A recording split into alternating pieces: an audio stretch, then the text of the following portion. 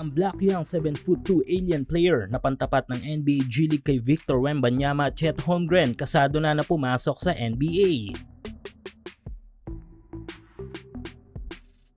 Patuloy nga ang pagdami ng mga kakaibang malalaro sa pinakamalaking liga ng basketball sa mundo na NBA. Tulad na lamang ng mga 7-footers player ng OKC na sina Chet Holmgren at ang Spurs na si Victor Wembanyama. Ito nga kasi mga 7-footers na may kakaibang breed sa laro. Noon basically kapag 7-footer ay automatic ay sentro ang laruan ng mga ito o di naman kaya ay power forward. Pero sa kaso ni Wemby at Chet ay may kakaiba sa kanilang abilidad bilang mga malalaro. Though meron silang malahiganting height ay sobrang bilis gumalaw ng mga ito. Tulad na nga palagi nating napag-uusapan,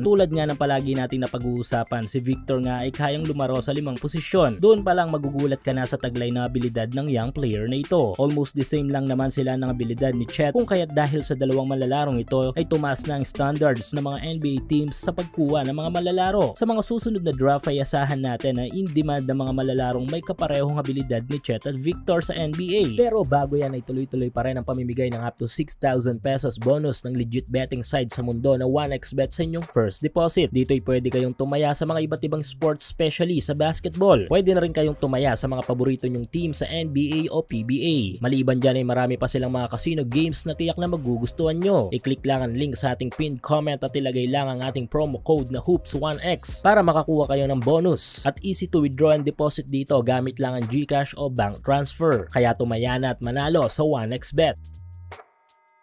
Pero worry no more dahil may mga malalarong nagsusulputan ngayon online na kapareho halos ng kakayahan ni Chet at Wemby na pwedeng maitapat sa kanila balang araw. Tulad na lamang na malalarong pag-uusapan natin, ang Black Alien kung tawagan ng 7'2", 17 years old player na produkto ng NBA Academy na si Kaman Malwatch. Tulad ni Chet at Wemby ay taglay din ni Kaman ang bilis at pambihirang athleticism kahit pa nga sobrang tangkad nito. At sa mura nitong edad ay marami na ring achievements ang nakuha ni Kaman. Last World Cup ay kasama si Kaman sa squad ng South Sudan na nakapasok sa 2024 Olympics. History kung may tuturing ang ginawa ng South Sudan mula sa bansa at team na hindi kilala sa mundo ay biglang nakilala dahil sa ganda ng performance ng mga ito sa World Cup. Makikita ang pagiging dominante ni Kaman sa ilalim. Sa mura nitong edad ay nakikipagkalabawan na ito inside the paint. Projected top picks ang player na ito sa darating na 2025 NBA Draft at maraming mga kupunan ang naliligaw na sa kampo ng Young Giants. Sa ngayon ay sa NBA G League Winter Showcase naglalaro si Kaman. Ito't panoorin natin ang ilang mga highlights ng Black Alien na ito sa NBA G League.